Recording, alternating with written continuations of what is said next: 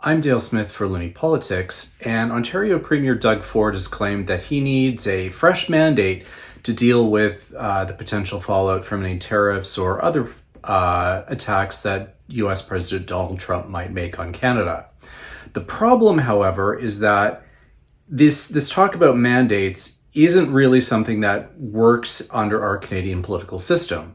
Ford already has a large majority in the Ontario legislature, and he's not slated to go do an election until June of 2026, which means he's got a lot of runway still to go. This notion that he somehow needs a fresh legislature with even more seats because he claims he needs the largest mandate in history to deal with Trump doesn't really add up, because there's nothing he couldn't do now with 19 seat majority that he needs another 10 or 12 or so on seats that he can't do currently now. He commands the confidence of the legislature. The opposition leaders have said that when it comes to dealing with any kind of programs to respond to any kind of a Trump attack, they'd be supportive.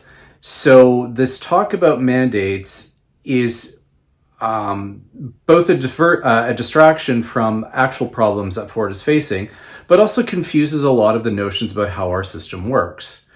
The notion of mandates is somehow that an election provides the permission for a government to do things based on their platform. However, our system is a multi-party, plurality-based system where majorities tend to be rare, and therefore it's hard to really say that a government, even with a majority legislature, is empowered by the election to carry out a certain set of proposals.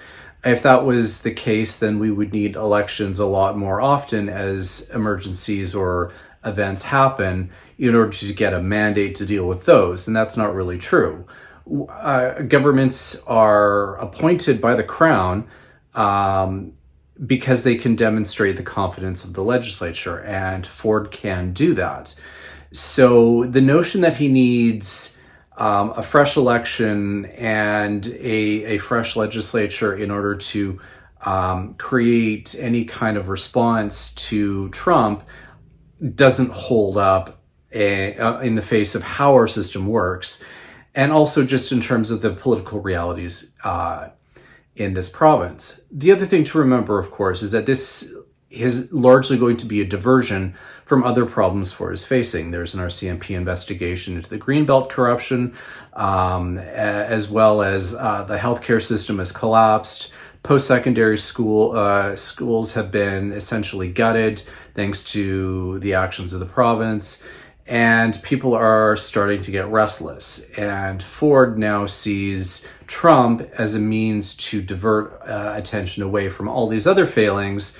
And by trying to go now, he can try and avoid any kind of negative sentiment that a potential Poilievre federal government could cause in the province, as he could be carrying out his programs in the near future, assuming that a federal election goes his way, which could reflect poorly on Ford.